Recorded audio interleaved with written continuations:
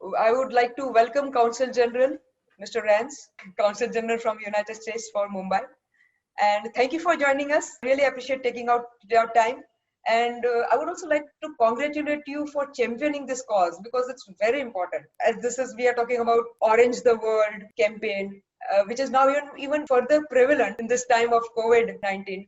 There have been a lot of changes in the world, in the way the world is moving or the pace it is moving. It has triggered up a lot of repercussions or a lot of events or procedures or a lot of things which have changed. In fact, there's a paradigm shift in the human behavior, human conduct. On talking about violence against women, I would like to ask you that due to this lockdown and these different changes happening, what is your view for violence against women? So first of all, thanks, Razan, for inviting me, for the work that you're doing, and for giving us an opportunity to have today's conversation, which I hope will bring attention to some critically important issues that really are a priority for us at the U.S. Consulate in Mumbai. And I really appreciate being invited to take part in this series in support of your activism with respect to women's empowerment and anti-gender-based violence. So to go to your question, the answer sadly is yes. The pandemic has clearly exacerbated this problem. There were reports early on in the lockdown suggesting that domestic abuse in general and violence against women in particular was on the rise. At one point, for example, the National Commission of Women was receiving double average number of domestic violence cases during the lockdown. The lockdown measures plus the pandemic-related unemployment, which confined women in their homes in greater numbers than before, made them more vulnerable to abuse from husbands, from in-laws, other family members. When you add the stress and frustration of the lockdown to uncertainty over the spread of COVID-19 and the loss of work and income, all of those likely contributed, unfortunately, to an increase in domestic abuse. Unfortunately, also during this time, remedies such as helplines and NGOs like the one that you run were less available than in normal circumstances because many staff were unable to report to work just when they were most needed. And I want to just note, I think it's worth noting and stressing that domestic violence impacts women and girls across all social demographics and all communities. And by the way, it also affects boys and men. We are all on the same platform, agreeing to that fact that due to lockdown, women have been more abused and unfortunately, which should not have happened because since years, the United Nations and all the NGOs are trying to bring down the domestic violence statistics. But unfortunately, it has largely increased. So many NGOs working with your state government working, your country's government working. Can you throw some light that what is your government with the NGOs doing for this? Well, Roseanne, I really appreciate an opportunity to talk about some of our partnerships. So, for example, last week, the U.S. Consulate General in Mumbai worked with another NGO to teach basic safety and situational awareness skills to a group of young women, bringing in a self-defense instructor to demonstrate hands-on techniques and tactics. I know you do similar types of workshops, you and your organization, which is really admirable and also a practical way for women to protect themselves. Right now, the consulate, just like you are, is recognizing the United Nations 16 Days of Activism Against Gender-Based Violence. Following 5 consecutive years where the consulate encouraged filmmakers to produce short films that promoted women's empowerment and combated gender-based violence. This year, we are working with a National Geographic photographer named Ashima Narain on another competition to encourage women to tell their stories, but this time through still images.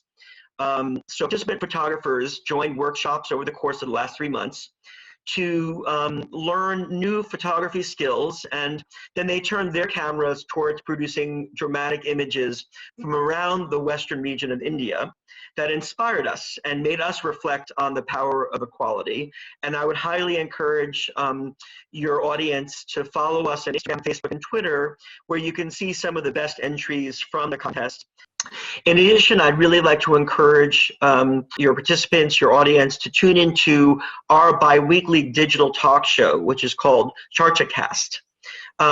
We had an episode from last May, for example, which highlighted the gender inclusion advocacy work of Anupama Kapoor, who founded an NGO called Reboot, and examined the declining workforce participation rate of women in India, which was an alarming trend that predated COVID-19, but unfortunately has only gotten worse as a result of the pandemic. So the CharchaCast episode with Anupama Kapoor touched on issues like gender bias, stereotypes, safety, and patriarchal systems, and explored ways to change societal attitudes. And we're very proud that this episode reached nearly 1.5 million viewers. As you know, there's also an economic empowerment angle to countering gender-based violence, and this is an area that the consulate continues to do a lot of work on as well. For example, we had recently a hashtag #SheTheChange digital campaign last month, which highlighted the work of 12 innovative female social entrepreneurs in Western India. The featured women shed light on their struggles and offered advice for the next generation of female social entrepreneurs. In non-COVID times, more normal times, visitors to our on-site American library, which is called Dosti House, have participated in research and programs that raise awareness about opportunities for young girls in STEM fields, entrepreneurship, and environmental sustainability.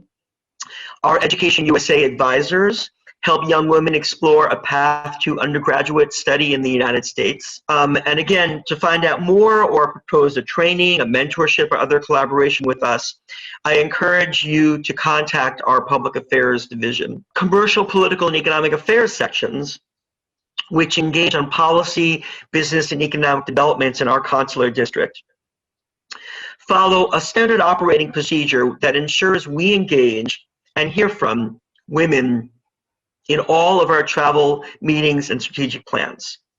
We have been building a list of women to meet in all 5 of the states we cover in every sector of society.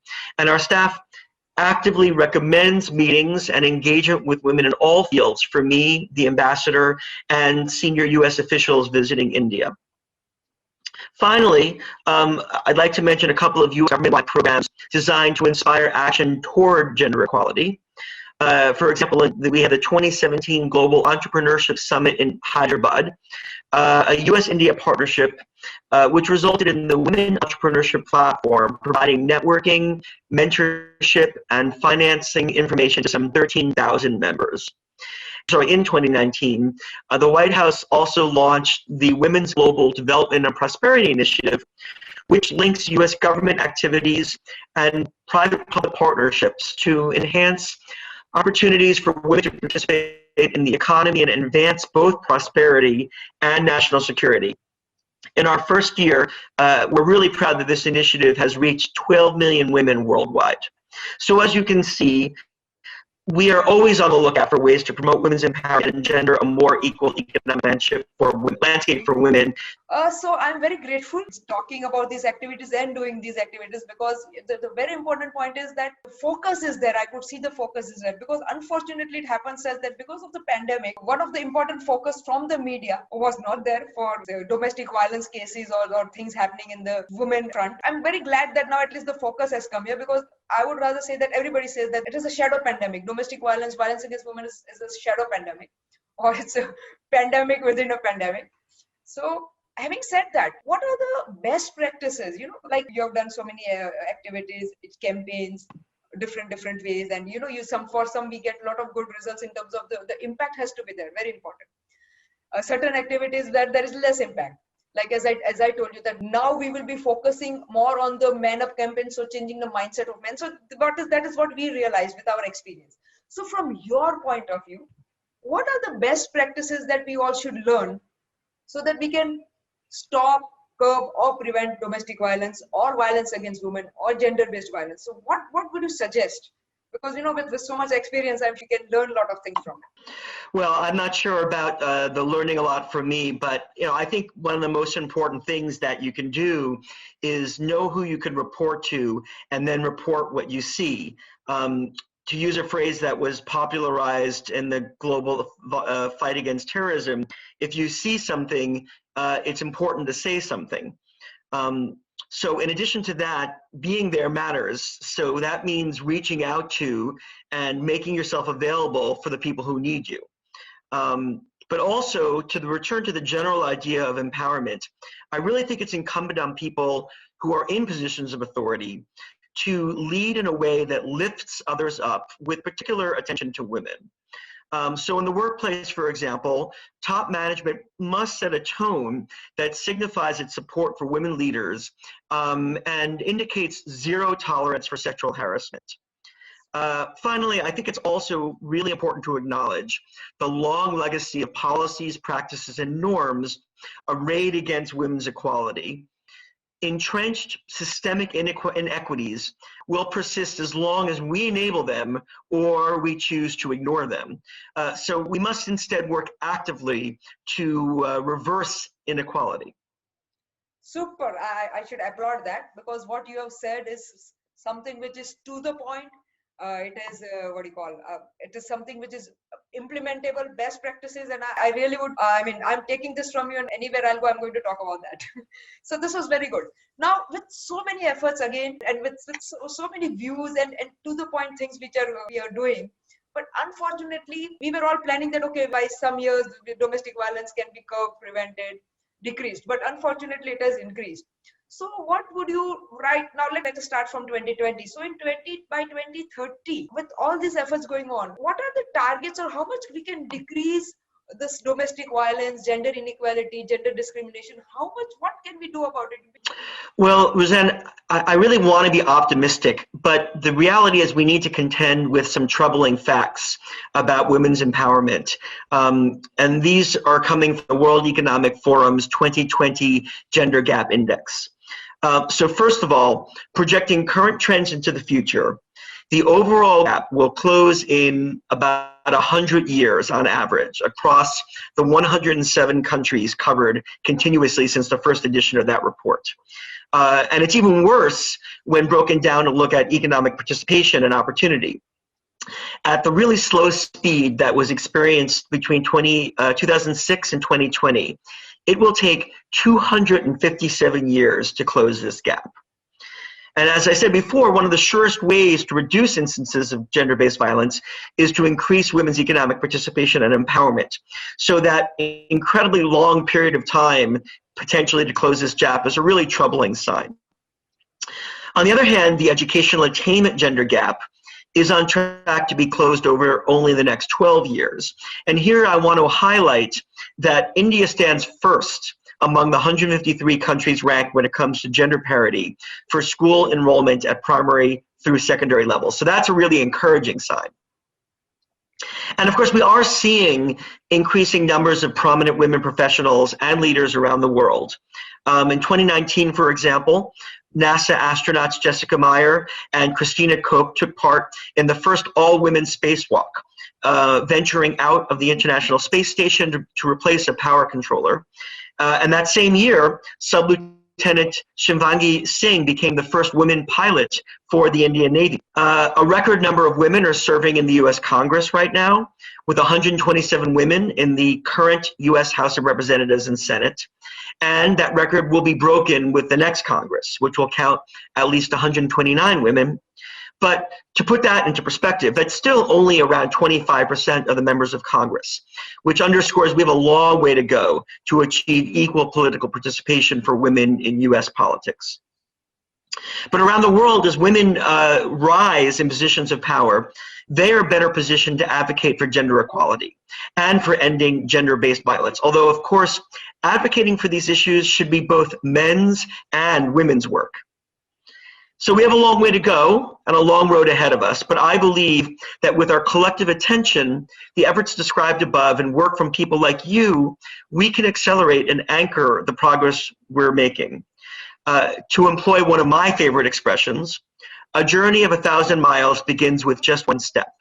We've taken many such steps, but clearly we have many, many more to go. Yes, it's rightly said. You rightly put it.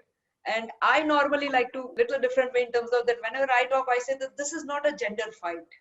This is not a fight between a male and a man and woman or male or female. It is a fight between good and evil. So thanks to a lot of good people around that we are able to slow baby steps. Maybe we are, as you rightly said, that we are also looking at it very positively. That yes, we will be able to cover it very soon. At least see to it. The basic. There are 2-3 points. One is a long-term vision. Second is a short-term vision. So at least in the short-term vision, we see to it that at least we stop this domestic violence or violence against women, which is very, very important and crucial. And then only the women, you can expect them that, they can come in the mainstream and see and help in the growth of the country.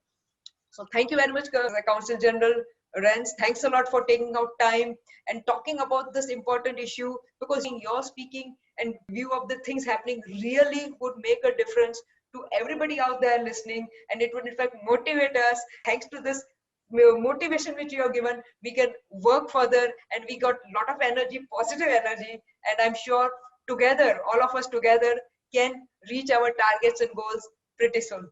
Thank you very much. Thanks a lot. Roseanne, thank you very much. It's for your passion than my involvement that I'm convinced is going to lead us to success. So thank you for all the work that you and your organization and your partners do. We're very proud to be a part of that. Thank you.